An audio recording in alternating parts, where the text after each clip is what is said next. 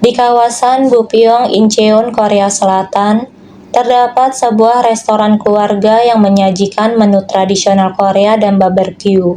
Restoran itu hampir buka setiap hari, dan di sana ada seorang wanita bernama Lee So-yeon. Dia adalah wanita berusia 30 tahun yang dipercaya menjalankan restoran milik keluarganya tersebut setelah ayah dan ibunya memilih untuk tinggal di desa. Lee merupakan wanita yang ramah dan selalu tersenyum ke setiap pelanggannya yang datang. Tidak jarang Lee juga terlibat sedikit percakapan dengan mereka. Lee juga sering membantu pelanggan untuk memasak daging barbeque-nya. Alhasil, berkat keramahan Lee, restoran itu selalu ramai dikunjungi oleh pembeli. Lee menjalankan usaha itu sendirian dari mulai bersih-bersih, menyiapkan bahan, menyapa pelanggan, sampai ke masalah keuangan restoran. Karena dirasa pekerjaannya sudah terlalu banyak, Lee akhirnya meminta bantuan kepada adiknya untuk menjaga restoran bersama-sama. Keterlibatan Lee di restoran orang tuanya itu dimulai sejak tahun 2007, di mana dia masih menjadi seorang pelajar. Lee diminta oleh orang tuanya untuk bantu-bantu di restoran seperti bersih-bersih, menyapa pelanggan, dan menyiapkan bahan yang dipesan pelanggan. Sampai akhirnya ketika lulus sekolah, Lee bekerja full-time di restoran tersebut dan mendedikasikan hidupnya untuk menggantikan kedua orang tuanya menjalankan bisnis restoran. Pada Januari 2024, restoran yang tidak pernah sekalipun menutup pintunya itu mendadak berhenti beroperasi tanpa penjelasan apapun. Pintu-pintu yang biasanya terbuka lebar dengan aroma daging panggang dan riuh tawa pelanggan kini tertutup rapat. Para pelanggan setia pun kebingungan. Lalu beberapa minggu kemudian, restoran itu kembali dibuka. Lee masih berdiri di sana dengan senyum yang sama, menyambut para pelanggan seakan tidak pernah terjadi apa-apa. Aroma khas barbecue Korea kembali memenuhi udara dan segalanya tampak normal, kecuali satu hal. Kini ada seorang pengelola baru, seorang perempuan berusia 79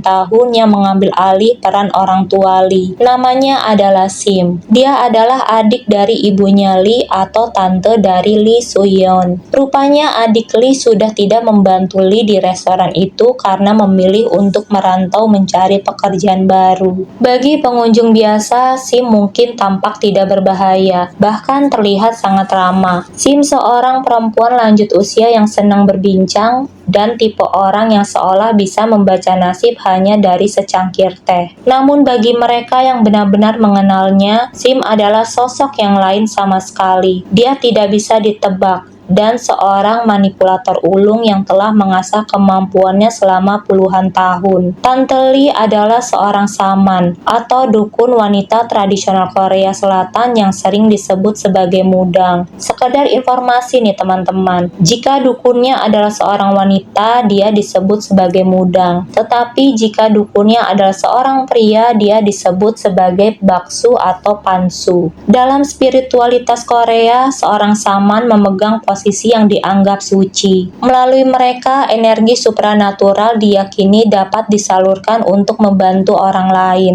Para saman atau dukun ini melakukan ritual-ritual khusus seperti merasuki tubuh dengan menari, bernyanyi, dan berkomunikasi dengan roh-roh yang datang mencari petunjuk atau penyembuhan. Tante Lee telah menjalani praktik perdukunan selama lebih dari 40 tahun. Dia membangun reputasi, mengumpulkan banyak pengikut, dan dikenal luas di kalangan tertentu. Dia memegang kendali penuh atas keluarganya sendiri. Kendali itu bukan semata-mata berasal dari kekuatan spiritual yang nyata, melainkan dari kemampuannya membaca manusia. Semua itu bermula pada tahun 1986, hampir 40 tahun sebelum kematian Lee. Di sanalah pola kendali Sim pertama kali terbentuk. Tahun itulah Sim mengaku telah menerima kelebihan dari sebuah entitas spiritual yang dia sebut sebagai sebagai ayah. Sejak saat itu, dia mulai menyebut dirinya seorang dukun. Dia membangun sebuah kuil kecil di Hampiong, Provinsi Jeolla Selatan, dan mulai menerima orang-orang yang mencari penyembuhan spiritual. Pada awalnya, banyak yang menganggapnya gila, namun Sim bergerak dengan hati-hati. Dia memulai dari lingkungan terdekatnya, yaitu keluarganya sendiri. Metode yang dia gunakan sebenarnya sederhana, tetapi sangat efektif. Sim akan menceritakan detail tentang kehidupan masa lalu seseorang, lalu menciptakan dosa-dosa yang konon pernah mereka lakukan di kehidupan sebelumnya. Segala hal buruk yang terjadi di masa kini kemudian dia kaitkan dengan kesalahan tersebut. Seperti misalnya, jika kamu kehilangan pekerjaan, maka itu adalah hukuman atas perbuatan di kehidupan lalu. Jika kamu sakit yang tidak kunjung sembuh, maka itu adalah karma yang belum dibayar. Dan ketika sesuatu yang besar terjadi dalam hidup seseorang, disitulah Sim akan mengatakan bahwa ritual pembersihan dibutuhkan. Bukan ritual dari sembarangan saman, tetapi hanya dia yang mampu melakukan. Berbeda dengan saman lain yang biasanya membawa klien ke gunung-gunung suci untuk menjalani ritual bersama, Sim memilih cara yang jauh lebih sederhana dan jauh lebih menguntungkan. Serahkan saja uangnya kepadaku. Aku akan mengumpulkan persembahan dan melakukan ritualnya sendiri. Apakah ritual itu benar-benar pernah dilakukannya? Tidak seorang pun yang tahu. Yang pasti uang itu selalu menghilang ke dalam kantongnya. Dan yang paling mengerikan, anak-anaknya sendiri tidak pernah berhasil melepaskan diri dari cengkramannya. Sim melarang mereka mendekati orang lain. Dia memutus hampir seluruh interaksi mereka dengan dunia luar, meskipun dirinya dikenal ramah dan pandai berbicara di depan banyak orang. Melalui manipulasi psikologis yang dilakukan bertahun-tahun, keempat anaknya memilih untuk tidak menikah. Mereka hidup terisolasi dari masyarakat, nyaris tidak pernah terlihat di luar rumah kecuali jika benar-benar diperlukan seperti bekerja, mengurus keperluan tertentu, atau ketika ibu mereka memerintah. Tanpa penghasilan tetap miliknya sendiri, Sim sepenuhnya bergantung pada uang anak-anaknya. Dia juga tidak segan mengambil uang dari siapapun yang telah ia pengaruhi, membiayai gaya hidup yang semakin hari semakin mahal. Anak-anaknya bekerja siang dan malam, menempuh jarak jauh hanya untuk menutup kekosongan finansial sang ibu yang tidak pernah terpuaskan. Namun bagi Sim, itu masih belum cukup, dan target berikutnya bukan lagi sekedar anak-anaknya, melainkan keluarga adiknya sendiri. Saat Sim tinggal di Jeolla Selatan bersama anak-anaknya, adiknya yang lebih muda menetap di Incheon, hidup bersama suami serta kedua anaknya termasuk Lee, yang kelak menjadi sasaran utama. Meskipun terpisah oleh jarak dan kota yang berbeda, cengkraman psikologi Sim terhadap adiknya tetap kuat. Bertahun-tahun manipulasinya telah bekerja dengan sempurna, dan Sim sudah menetapkan target yang sangat jelas dalam keluarga itu, yaitu Lee. Kepada adiknya atau ibu Lee, Sim mengatakan bahwa Lee memiliki energi yang buruk, bahwa dia telah dikutuk dan suatu hari nanti Lee akan menjadi sumber kehancuran bagi keluarganya jika tidak segera ditangani. Menurut Sim, Lee harus terus diserahkan kepada roh-roh bahkan sejak sebelum dia dewasa, dan adiknya mempercayainya. Bagaimana mungkin tidak? Sim telah menghabiskan waktu bertahun-tahun menanamkan rasa takut dan tahayul, hingga adiknya rela mengikuti setiap perintahnya. Ritual demi ritual dilakukan, tanpa henti, dengan biaya yang tidak sedikit. Semua itu tidak pernah cukup. Meskipun Lee tumbuh menjadi gadis dewasa yang rajin, bertanggung jawab, dan bekerja keras, Sim terus mengulang pesan yang sama, yaitu Lee masih membutuhkan lebih banyak pembersihan. Selama bertahun-tahun, keluarga itu telah menghabiskan jutaan won Korea untuk ritual-ritual tersebut. Sementara itu, Sim hanya mengamati dan menunggu, terutama setelah dia mendengar kabar tentang restoran milik adiknya yang semakin sukses. Sim sempat mencoba membangun kekayaannya sendiri. Dia membuka sebuah restoran di Jeju bersama anak-anaknya, berharap bisa menyaingi kesuksesan adiknya. Namun usaha itu berubah menjadi kegagalan. Bisnis tersebut tidak pernah benar-benar berjalan. Ketika pandemi COVID-19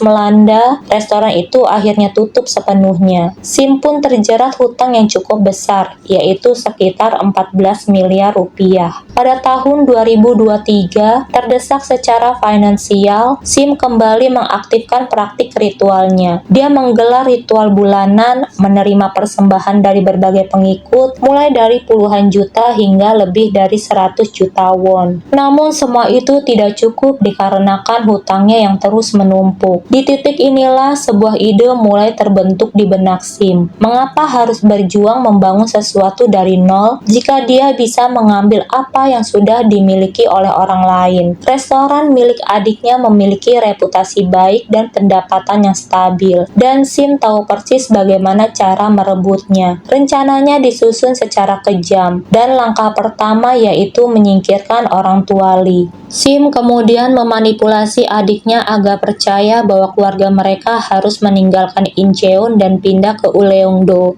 sebuah pulau terpencil jauh di lepas pantai. Keputusan itu dia bungkus sebagai sesuatu yang mendesak, dan setelah bertahun-tahun berada di bawah tekanan psikologis, adiknya pun menurut. Namun Sim tidak berhenti di situ. Dia kemudian meyakinkan seluruh keluarga termasuk Lee dan adiknya untuk memindahkan kepemilikan restoran secara hukum atas nama Lee pribadi. Di permukaan penjelasannya terdengar masuk akal. Nama Lee bersih, tidak terikat masalah hukum apapun. Jika terjadi sesuatu, bisnis akan lebih terlindungi. Lee pun menyetujui rencana itu, tanpa menyadari bahwa dia sedang menandatangani hilangnya kebebasannya sendiri. Karena meskipun nama Lee tercantum di atas kertas, Sim dengan tegas menunjukkan siapa yang sebenarnya memegang kendali. Saat restoran itu kembali dibuka setelah penutupan misterius pada Januari 2024, Sim langsung menempatkan dirinya sebagai pengelola. Selama 6 bulan berikutnya, Lee bekerja tanpa celah. Dia melakukan segalanya. Lee memasak, melayani pelanggan dengan senyum yang sama seperti sebelumnya, dan terus membangun hubungan hangat yang membuat orang-orang betah kembali.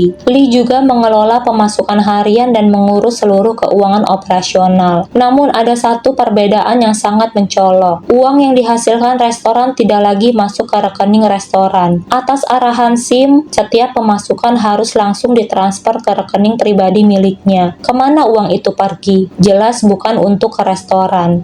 Uang tersebut digunakan untuk menutup cicilan dan bunga pinjaman Sim, utang yang telah membengkak akibat keterlambatan pembayaran yang terus berulang. Lee digunakan untuk menutup segalanya. Dia melunasi rekening bank Sim yang menunggak, kartu kreditnya, kartu kredit anak-anak Sim, bahkan berbagai pengeluaran pribadi lainnya. Lee bekerja hingga 16 jam sehari, mengorbankan waktu istirahat, kehidupan sosial dan impiannya sendiri. Semua demi memastikan sang nenek bisa mempertahankan gaya hidup yang sebenarnya tidak mampu dia biayai. Namun bagi Sim, itu semua masih belum cukup. Pada September 2024, Lee akhirnya kehilangan kesabarannya. Dia mulai menyadari ada yang tidak beres. Uang terus mengalir keluar, tetapi kondisi restoran tidak pernah membaik. Cara Sim mengelola keuangan terasa seperti lintah darat mengambil semuanya dan menghabiskannya dalam sekejap. Bahkan ritual-ritual pembersihan yang dulu dijadikan alasan pun mulai ditinggalkannya. Lee akhirnya mengambil keputusan. Dia berhenti mengirimkan uang ke rekening Sim dan mulai mengelola keuangan restoran sendiri. Untuk pertama kalinya dalam hidupnya, Lee Soo-yeon berdiri melawan neneknya. Melihat tingkah Lee, Sim pun murka. Mesin uang yang selama ini dia bangun dengan hati-hati mulai runtuh. Sim kemudian berbicara kepada Lee dan memberikan sebuah ultimatum yang kejam. Serahkan kembali seluruh uang itu,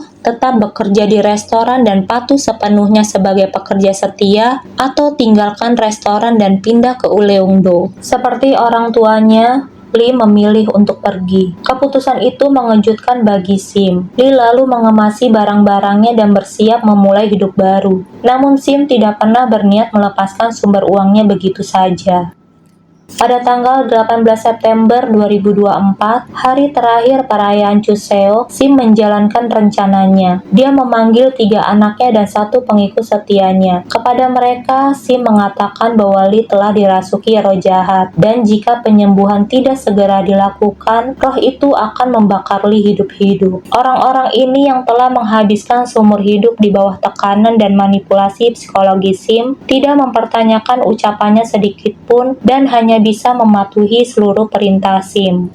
Menjelang sore, mereka mulai membangun sebuah struktur di lantai 2 restoran. Bentuknya menyerupai panggangan raksasa, mirip alat untuk memanggang daging, tetapi lebih diperbesar dan diperkuat. Cukup besar untuk menahan tubuh manusia. Setelah semuanya siap, mereka pun pergi mencari Lee. Lee pasti menyadari ada sesuatu yang tidak beres saat mereka datang menjemputnya. Rekaman CCTV menunjukkan bagaimana dia melawan dengan segenap tenaga yang dimilikinya, berusaha sekuat mungkin untuk melarikan diri. Namun seorang perempuan tidak mungkin mampu melepaskan diri dari 3 orang dewasa. Lee dibawa paksa ke lantai 2 restoran. Di sana dia dipaksa dibaringkan tengkurap di atas struktur logam yang telah mereka siapkan. Mulutnya dibungkam agar dia tidak bisa berteriak. Tangan dan kaki Lee diikat dengan rapat sehingga setiap gerakan kecil meninggalkan bekas di kulitnya. Lalu salah satu anak SIM datang membawa sebuah baskom besar berisi arang. Perlawanan Lee semakin keras. Dia tahu apa yang akan terjadi. Baskom itu diletakkan tepat di bawah tubuhnya. Dan yang paling menyedihkan, selama bertahun-tahun Lee menghabiskan hidupnya di atas panggangan itu, memasak daging untuk pelanggan, menyempurnakan tekniknya, menggunakan api untuk menciptakan kehangatan dan kebersamaan. Kini metode yang sama, arang dan api, digunakan untuk menyiksanya hingga ajal menjemput Lee. Menurut hasil penyelidikan, penyiksaan itu berlangsung selama hampir 3 jam, dimulai sekitar pukul 15:49 dan berakhir sekitar pukul 18:45 sampai akhirnya Lee kehilangan nyawa. Selama penyiksaan berlangsung, para pelaku terus menambahkan arang untuk menjaga panas tetap menyala. Menurut penilaian medis dalam penyelidikan, Lee mengalami penderitaan yang luar biasa. Struktur logam yang dipanaskan menyebabkan luka bakar hampir di seluruh tubuh Lee. Asap karbon monoksida dari arang yang terbakar membuat napasnya semakin tercekik, sementara panas ekstrim perlahan merusak organ-organ di dalam tubuh Lee. Penyelidikan juga mencatat bahwa pada beberapa titik, Lee mulai menunjukkan tanda-tanda kegagalan fungsi tubuh. Namun tidak satu pun dari mereka berhenti. Mereka terus menonton. Ritual tetap dilanjutkan. Akhirnya Lee kehilangan kesadaran. Bahkan setelah itu, SIM masih berusaha menutupi jejaknya. Dia memerintahkan agar tubuh Lee dilepaskan dari struktur tersebut dan mencoba berbagai pengobatan rumah yang tidak masuk akal, seperti menggunakan handuk basah atau meletakkan potongan daging mentah di atas luka bakar Lee. Mereka menghabiskan hampir 1 jam sebelum akhirnya memanggil bantuan medis. Ketika bantuan medis tiba, SIM sudah menyiapkan ceritanya. Lee sedang membawa arang dan tiba-tiba terjatuh ke atasnya. Lee mengalami sebuah kecelakaan kerja yang tragis, ucap SIM. SIM bahkan membawa Lee ke rumah sakit, mungkin dengan harapan lukanya tidak akan berakibat fatal, atau staf medis dan polisi akan menerima ceritanya begitu saja. Namun kondisi Lee sudah terlalu parah. Luka-luka yang dia alami bisa menyebabkan kematian. Dalam waktu singkat, tubuh Lee mengalami kegagalan organ multiple. Keesokan harinya, pada tanggal 19 September 2024, Lee Seung-young dinyatakan meninggal dunia. Hilangnya nyawa Lee segera menimbulkan kecurigaan. Ketika polisi mulai mengajukan pertanyaan, seluruh anggota keluarga menyampaikan kisah yang sama. Mereka bersikeras bahwa itu hanyalah sebuah kecelakaan dan sebuah musibah yang tidak disengaja. Namun para petugas darurat yang pertama kali tiba di lokasi merasakan ada sesuatu yang janggal. Mereka nggak yakin nih dengan cerita dari SIM. Karena itu mereka meminta bantuan polisi untuk menyelidiki lebih lanjut. Saat polisi tiba di restoran, mereka langsung naik ke lantai 2 dan di sana mereka menemukan CCTV. Dalam rekaman itu memperlihatkan kalau struktur logam yang digunakan untuk menyiksa Lee dibangun dengan sengaja. Di sana Lee dipaksa naik ke struktur logam itu, lalu arang disusun di bawah tubuh Lee. Mereka lalu menyalakan api di atas arang tersebut. Selama hampir 3 jam semuanya terekam dengan jelas. Tidak ada kepanikan, tidak ada usaha untuk menghentikan ritual tersebut. Mereka hanya berdiri, menonton, dan menunggu saat Lee menjalani ritual itu. Karena seluruh aksinya terekam jelas oleh kamera CCTV, polisi dengan cepat menyimpulkan kalau pelaku penghilangan nyawa Lee adalah SIM, 3 orang anaknya, serta 1 orang pengikut setianya. Pernyataan SIM yang mengklaim bahwa Lee terjatuh ke atas arang langsung terbantahkan. Rekaman tersebut dengan jelas menunjukkan bahwa ini bukan kecelakaan, melainkan sebuah penghilangan nyawa yang direncanakan. Tidak butuh waktu lama, SIM ketiga anaknya dan satu pengikutnya segera ditangkap oleh pihak kepolisian. Pada tanggal 28 Agustus 2025, pengadilan akhirnya menjatuhkan putusan. Sim divonis penjara seumur hidup, sementara ketiga anaknya serta satu pengikutnya masing-masing dijatuhi hukuman 15 tahun hingga 20 tahun penjara. Yang paling mengejutkan, selama persidangan, Sim sama sekali tidak menunjukkan rasa penyesalan. Dia bersikeras bahwa Lee memang dirasuki roh jahat, dan apa yang dia lakukan adalah hal yang benar. Menurutnya, dia tidak menghabisi nyawa Lee. Dia hanya melakukan ritual pengeluaran roh jahat. Dan yang tidak kalah aneh dari kasus ini adalah sikap orang tua Lee sendiri. Kalau orang tua lainnya mungkin akan meminta pelaku dihukum seberat-beratnya, tapi berbeda nih dengan orang tua Lee. Mereka malah meminta hakim untuk membebaskan Sim dari seluruh tuntutan. Mereka mengklaim kalau sejak kecil Lee ini memang diyakini telah dirasuki roh jahat, dan meninggalnya Lee diakibatkan kecelakaan akibat proses pembersihan spiritual itu. Sikap aneh orang tua Lee ini diakibatkan karena tante Lee sudah sangat berhasil dalam mencuci otak orang tua Lee, sehingga orang tua korban sendiri meminta pelaku penghilangan nyawa kepada anaknya untuk dibebaskan. Untungnya pengadilan tidak terpengaruh oleh pernyataan itu dan hakim tetap pada putusannya. Sim akhirnya dijatuhi hukuman penjara seumur hidup. Itu tadi kisah tragis Lee yang harus kehilangan nyawa karena menjadi tumbal dari proses ritual keluarganya sendiri, ditambah tantenya yang rakus akan harta milik keluarga Lee. Terima kasih teman-teman sudah menonton sampai akhir. Sampai jumpa di video selanjutnya.